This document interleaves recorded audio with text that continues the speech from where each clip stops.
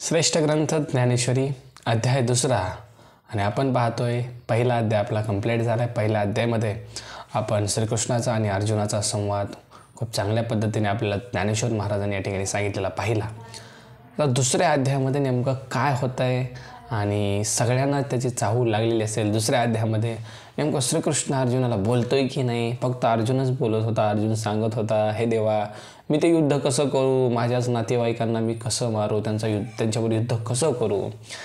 आत्ता श्रीकृष्ण त्यांना कसं उत्तर देतोय ते आपल्याला दुसऱ्या अध्यायामध्ये पाहायचं आहे। तर पूर्ण व्हिडिओ नक्की बघा। ओम श्री परमात्मने नमः। ज्ञानेश्वरी भावार्थ दीपिका अर्थात श्री मद भागवत गीतेवरील मराठी टीका अथ द्वितीयोध्याय अध्याय 2। मग संजय म्हणे रायात ऐके तो पार्थो तेथे शोकाकुल रुद्राते करीतू असे। मग संजय राजा धृतराष्ट्राला म्हणाला, ऐक, तो शोकाने व्याप्त झालेला अर्जुन त्या ठिकाणी रडत आहे। तो कुळ देखुनी समस्त स्नेह उपनले अद्भुत तेने द्रवले असे चित्त कवने परी। तो सर्व आप्त समुदाय पाहून त्याला विलक्षण मोह उत्पन्न झाला आणि त्या योगाने त्याचे चित्त द्रवले। कसे चित्त द्रवले म्हणाल तर ऐका, जैसे लवन झरे झळंबले ना तरी अभ्रवाते हाले तैसे सधीर परी विरमले हृदय तयाचे। कसे, ज्याप्रमाणे पाण्यात मीठ विरघळते किंवा वाऱ्याने मेघ हलतात त्याचप्रमाणे त्याचे खंबीर हृदय पण त्यावेळी द्रवलेलं आहे। म्हणून कृपा कळीला दिसतसे अति कोमाईला जैसा कर्दमी रूपला राजहंस। म्हणून मोहाधीन झालेला तो अर्जुन चिखलात रुतलेल्या राजहंसाप्रमाणे अगदी कोमैसून गेलेला दिसत आहे। तया परी तो पांडुकुमरू महामोहे अति जर्जरू देखोनी श्री शारंग धरू काय बोले। पंडूचा पुत्र अर्जुन याप्रमाणे महामोहाने जर्जर झालेला पाहून श्रीकृष्ण काय बोलले पाहायचंय बघा। पहिल्यांदा श्रीकृष्ण या अध्यायामध्ये बोलत आहेत। म्हणे अर्जुना आधी पाही हे उचित काय ये ठाई तू कवने हे काय करीता हासी। तो म्हणाला, अर्जुना या ठिकाणी हे करणे योग्य आहे का? तू कोण आहेस आणि हे काय करत आहेस याचा विचार अगोदर तू कर। तुझं सांग काय झाले, कवन उने आले करिता काय ठेले खेदू काहीसा। सांग तुला झालंय तरी काय, काय कमी पडलंय तुला, काय करावायचे चुकलंय, हा खेद कशा करता करतोय, जा आणि युद्ध कर। तू अनुचित्ता चित्तने दिसी धीरू कै न संडिसी तुझेनी नामे अपयशी दिशा लंगीजे। तू अयोग्य गोष्टीकडे लक्ष देत नाहीस, तू शूर आहेस, तू कधी धीर सोडत नाहीत। तुझे नाव ऐकल्याबरोबर अपयशाने देश धडीस पळून जावे अर्जुना। आणि या ठिकाणी तू कसला खेद करतोय या ठिकाणी श्रीकृष्ण म्हणत आहे। तू शूरवृत्तीचा ठाऊ क्षत्रिया माझी राव तुझ्या लाठेपणाचा हो तिही लोकी। अरे अर्जुना, तू शूरवृत्तीचं ठिकाण आहेस, क्षत्रियांचा तू राजा आहेस, तुझ्या पराक्रमाचा दबदबा तिन्ही लोकात आहे आणि तू घाबरतोय। तुवा संग्रामी हरू जिंकिला निवात कवचांचा ठाव फेडिला पवाडा तुवा केला गंधर्वाशी। तू युद्धात साक्षात महादेव असणारे शंकराला तू हरवलंय, त्यांच्याबरोबर तू जिंकलास। निवात कवचांचा मामूस तू नाहीसा केलास, तो गंधर्वावरही पराक्रम गाजवलास अर्जुना आणि तू घाबरतोस। तू या ठिकाणी खेदाने मोहाने या ठिकाणी तू खेद करत आहेस। श्रीकृष्ण अर्जुनाला सांगतोय, पाहता तुझे पाडे दिसे त्रैलोक्य ही थोकडे ऐसे पुरुषत्व चोखडे पार्था तुझे। श्रीकृष्ण म्हणतोय, तुझ्या मानाने पाहिले असता हे त्रैलोक्यही लहानच आहे, तुच्छ आहे असं मला वाटतंय। पार्था, तुझा असा पराक्रम चांगला आहे आणि तू असं काय करतोय। तो किया जिथे सांडुनिया वीरवृत्ती ते अधोमुख रुदनाते करीतो हासी। पण तू यावेळी आपला वीरपणा टाकून देतोयस आणि खाली मान घालून रडत आहेस। विचारी तू अर्जुनू की कारुण्ये की जशी दिनू सांग पांधकारे भानू ग्रासीला अथी। विचार कर, तू प्रत्यक्ष अर्जुन आणि करुणेने तुला दिन करून सोडावे। सांग बरे, अंधकार सूर्याला कधी ग्रासेल काय? अंधकार कधी सूर्याला ग्रासेल का? जसा अंधार सूर्याला कधी खाली पाडू शकत नाही, त्याप्रमाणे अर्जुना तू दीन होऊच कसा शकतो? तू असलेला पराक्रमी आहे, तू असलेला शूर आहे, तू किती जणांवरती तरी विजय मिळवलेला आहे आणि या ठिकाणी अर्जुना तू रडत आहेस. ना तरी पवनू मेघासी बिहे की अमृताशी मरण आहे, पाहे पा इंधनाची गळोली जाय पावकाते. आणि श्रीकृष्ण म्हणत आहेत, अरे वारा कधी मेघाला घाबरेल का? किंवा अमृताला मरण आहे का? जो अमृत प्याला तो अमर झाला, त्याला कधी मरण येईल का? अरे विचार कर, लाकूडच अग्नीला गिळून टाकेल काय? या ठिकाणी सुंदर अशी उदाहरणं या ठिकाणी श्रीकृष्ण आपल्याला देतोय आणि तेच उदाहरणं कोणाला सांगतोय? अर्जुनाला सांगतोय. की लवणेची जळविरे संसर्गे काळ कुट मरे, सांगपा महापणी धरधुरे गिरीची काही, किंवा मिठाने पाणी विरघळेल काय? दुसऱ्याच्या संसर्गाने काळकोट मरेल काय? सांग बरे. किंवा बेडूक सापाला गिळेल काय? नाही ना, ह्या सगळ्या गोष्टी होणं अशक्य आहे. तसं तू रडणं, युद्धाला न जाणं हे सुद्धा अशक्य आहे. म्हणून अजूनी अर्जुना एक राहिली. सिंहासी झोंबे कोल्हा ऐसा अपाडू अथिके झाला, परितोष तो असाच केला आजी येथ. कोल्हा सिंहाबरोबर झोंबी करेल काय? कोल्हा सिंहाबरोबर युद्ध करेल का? नाही ना. असे अघटित कधी घडले आहे का? जेवढे उदाहरणं सांगितले असे घडले आहेत का? नाही ना. पण तो अघटित प्रकार आज तू इथे खरा करून दाखवलास. पण हे सगळं आज घडतंय असं तो दाखवत आहेस, कारण तो असणारा शूर या ठिकाणी रडत आहेस. म्हणून अजूनी अर्जुना झने चित्त देसिया हिना, वेगी धरुनी करुनिया मना सावध होई. म्हणून अर्जुना अजून तरी अनुचित गोष्टीकडे तू लक्ष देऊ नकोस. तू लवकर आपल्या मनाला खंबीर करून सावध हो आणि युद्धाला तयार हो. सांडी हे मूर्खपण उठी घे धनुष्यबाण, संग्रामी हे कवन कारुण्य तुझे. हा मूर्खपणा सोडून दे, उठ धनुष्यबाण पुन्हा हाती घे. युद्धाच्या ऐनवेळी ही करुणा काय कामाची? अशा भलत्या वेळी त्याचे काय प्रयोजन? हा गा तू जाणता तरी न विचारसी का आता, सांगे झुंजा वेळे सदयता उचित काही. अरे तू चांगला जाणता आहेस तर मग आता विचार करून का पाहत नाहीस? युद्धाच्या वेळी कारुण्य उचित आहे का? सांग बरं. हे असतीये कीर्तिसी नाशू आणि पारत्रिकाशी अवभ्रंशू, म्हणे जगन्निवासू अर्जुना ते. श्रीकृष्ण पुढे अर्जुनाला म्हणाला, यावेळी तुझी दया ही तुझ्या असलेल्या कीर्तीचा नाश करणारी आहे आणि परलोकाला मुकवणारी आहे. म्हणून शोकू न करी तू पुरता धीरू धरी, हे स्वच्छता वेरू अवेरी पंडुकुमरा. म्हणून तू शोक करू नकोस, पुरता धीर धर. अर्जुना हा खेद टाकून दे. तुझ नव्हे हे उचित, येणे नासेल जोडले बहुत. तू अजूनही वरी हित विचारी पा. तुला हे योग्य नाही. आजपर्यंत जे काय पुष्कळ यश तू जोडले आहेस त्याचा त्यामुळे नाश होईल. अर्जुना लक्षात ठेव. तू अजून तरी आपल्या हिताचा विचार कर. येणे संग्राम मेचेनी अवसरे, एथ कृपाळूपण अनुपकरे. हे आताची काय सोरे झाले तुझं. अरे लढाईच्या ऐन प्रसंगी कृपाळूपणा काय कामाचा आहे? आणि हे सोयरे जे तू म्हणतोय मी त्यांच्यावर युद्ध कसं करू, ते तुझे सोयरे आत्ताच कसं काय झाले? इतके दिवस नव्हते का? आजीचे हे झुंज तू आधीची काय नेनसी, की हे गोत्रज नुळकसी. वायाची काय करीशी अतिशो आता.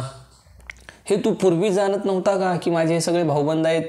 किंवा या भाऊबंदाची तुला ओळख नव्हती का? आत्ताच त्यांच्याबद्दल हा विनाकारण फाजील कळवला कशामुळे? श्रीकृष्ण अर्जुनाला म्हणत आहे, आजीचे हे झुंज काय जन्मा नवल तुझ, हे परस्परे तुम्हा व्याज सदाची आती. आजचे हे युद्ध तुला जन्मात नवीन आहे का अर्जुना? तुम्हा एकमेकांना लढावयास निमित्त हे नेहमीचेच आहे. क्या बात आहे. तरी आता काय झाले, काय स्नेह उपनले, हे नेनी जे परीकुडे केले अर्जुना तुआ. मग आत्ताच काय झालं? ही ममता कोठून उत्पन्न झाली तुला हे मला काही कळत नाही. पण अर्जुना तू हे वाईट करतोय, तुला युद्ध करायचंय. श्रीकृष्ण बोलतोय, मोहो धरिल्या ऐसे होईल, जे असती प्रतिष्ठा जाईल आणि परलोकही अंतरेल ऐकेसी. अर्जुना ही ममता जर तू धरली, ही ममता धरल्यास असे होईल की असली प्रतिष्ठा तुझी निघून जाईल आणि तू इह लोकास व परलोकास अंतरशील दूर होशील. हृदयाचे ढिलेपण एथ निकयासी नव्हे कारण, हे संग्रामी पतन जाण क्षत्रियासी. यावेळी अंतकरणाचा ढिलेपणा काही चांगला नाही, चांगले होण्याला कारण नाही. लढाईत ढिलेपणा ठेवल्याने क्षत्रियांना अधोगती आहे, हे तू लक्षात घे अर्जुना. ऐसेनी तो कृपावंतू नाना पर्यासे शिकवितू, हे ऐकोनी पंडुसुतू काय बोले. आणि या सगळ्यावरती आता अर्जुन काय बोलतोय बघा. एवढा वेळ झाला श्रीकृष्णानं अर्जुनाला खूप साऱ्या गोष्टी सांगितल्या. आता अर्जुन काय म्हणतो ते पहा. देवा याप्रमाणे त्या कृपाळू श्रीकृष्णाने अनेक प्रकारे अर्जुनाला बोध केला आणि तो बोध ऐकून अर्जुन काय म्हणाला ऐका. देवा हे येतुलेवरी बोलावे न लगे अवधारी, आधी तूची विचारी संग्रामू हा. अरे देवा इतकं बोलण्याचं कारण नाही, किती बोललास एवढं बोलायचं काही गरज नाही. आधी तू तुझ्या चित्तात विचार कर की हे युद्ध आहे. अरे हे युद्ध आहे का, म्हणजे नेमकं काय म्हणायचं अर्जुनाला. हे झुंज नवे प्रमादू एथ प्रवर्तरिया दिसतसे बाधू, हा उघड लिंग भेदू ओढवला आम्हा. अरे हे युद्ध नाही, ही मोठी चूक आहे. ही करण्यात मला दोष दिसत आहे. हे उघड थोरांच्या उच्छेदाचे कृत्य आमच्यावर येऊन पडले आहे आणि ते मी नाही करणार. श्रीकृष्ण अर्जुनाला सांगतोय युद्ध कर. आणि अर्जुन या ठिकाणी परत आपल्याला या ठिकाणी बोलताना दिसतोय की ही मोठी चूक आहे, हा दोष आहे, मी नाही करणार. देखे माता पितरे अर्चित जती, सर्वस्वे दोषू पावजती, तिये पाठीके वदिजती आपुलिया हाती. पहा आईबापांची सेवा करावी, सर्व प्रकारे त्यास तोष व्हावे व पुढे आपल्याच हाताने त्यांचा वध कसा बरे करावे. या ठिकाणी अर्जुन श्रीकृष्णाला सांगतोय आपल्या आईवडिलांची सेवा आपण करावी आणि परत त्यांचाच वध करावा, हे काय बरोबर आहे का. देवा संत वृंद नमस्कारीजे, का घडे तरी पूजिजे, हे वाचुनी के विनेंदीजे. स्वय वाचा देवाला संत समुदायाला वंदन करावे अथवा घडले तर त्यांचे पूजन करावे. आणि पण हे टाकून आपणच वाचने त्यांची निंदा कशी करावी. या ठिकाणी आपल्याला असणारा अर्जुन खूप मोठा संदेश देतोय की संतांची पूजा करावी, संतांना वंदन करावं आणि परत आपण त्यांची निंदा करावी, हे चुकीचं आहे. निंदा करणं चुकीचं आहे. त्यामुळे निंदा अजिबात कोणाची केली नाही पाहिजे. तैसे गोत्र गुरु आमुचे, हे पूजनीय आम्हा नियमाचे, मज बहुत भीष्मद्रोणाचे वर्त तसे. त्याप्रमाणे आमचे भाऊबंद व गुरु आम्हाला अवश्य पूज्य आहेत, संतांसारखे आहेत, देवासारखे आहेत. भीष्म व द्रोण यांचा तर मी किती ऋणी आहे. देवा काय सांगू तुला. जया लागे मने विरू, आम्ही स्वप्नीही न शको धरू, तया प्रत्यक्ष केबी करू घातू देवा. ज्यांच्याविषयी मनाने वाकडेपणा मला स्वप्नातही धरता येत नाही, धरता यावयाचा नाही, त्यांचा देवा आम्ही घात प्रत्यक्ष कसा करावा बरे. या ठिकाणी अर्जुनाने प्रश्न उपस्थित केला आहे. वरी जळो हे जी आले, एथ अघवेयासी ह्याची काय झाले, जे यांच्या अवधी अभ्यासिले मिरविजे आम्ही. यापेक्षा आग लागो या जिन्याला. सगळ्यांनाच आज असे काय झाले आहे, जो आम्ही शस्त्रविद्येचा अभ्यास केला त्याची प्रतिष्ठा यांचा वध करून मिरवायची का. मी पार्थो द्रोणाचा केला, येणे धनुर्वेदू मज दिदला, तेने उपकारे काय आभारेला वधी तयाते. मी पार्थ द्रोणाने तयार केलेला त्यांचा शिष्य आहे, त्यांनीच मला धनुर्विद्या दिली, त्या उपकाराने बद्ध होऊन मी त्यांचा वध करावा काय. काय बोलतोय देवा. जेथेची या कृपाला हिजेवरू, तेथेची म्हणे व्यभिचारू, तरी काय मी भस्मासुरू अर्जुन म्हणे. अर्जुन म्हणाला ज्यांच्या कृपेने वराची प्राप्ती करून घ्यावी त्यांच्यावरच मनाने उलटावे, तर मी काय भस्मासूर आहे का. या ठिकाणी अर्जुन म्हणतोय देवा समुद्र गंभीर ऐकीजे, वरी तोही आहाच देखीजे, परीक्षोभू मनी निजे द्रोणाची. देवा समुद्र गंभीर आहे असे आपण ऐकतो, तथापि तोही तसा वरवरच आहे असे दिसते, परंतु द्रोणाचार्याच्या मनाला क्षोभ कसा तो ठाऊकच नाही. हे अपार जे गगन, वरी तयाही होईल मान, परी अगाध भले गहन हृदयांचे. हे आकाश अमर्याद आहे खरं, पण कदाचित त्याचेही मोजमाप होईल. पण याचे हृदय अत्यंत घन व अगाध आहे, त्याचा ठाव आपल्याला लागणार नाही.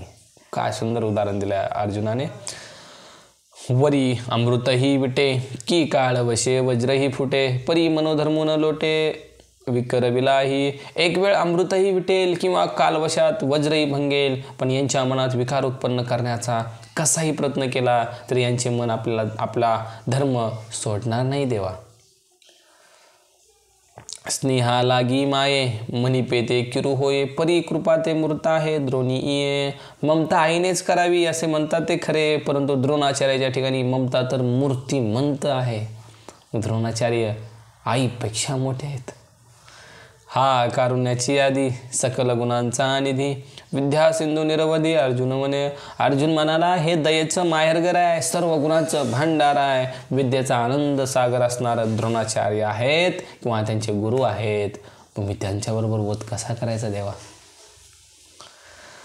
हा येणे माने महंतू, वरी आम्हा लागी कृपावंतू. आता सांगपा येत घातू, चिंतू येईल. इतके हे मोठे आहेत, शिवाय आमच्यावर यांची विशेष कृपा आहे. अशा स्थितीत त्यांच्या घाताची कल्पना आमच्या मनात येईल का? तर येईल का सांग.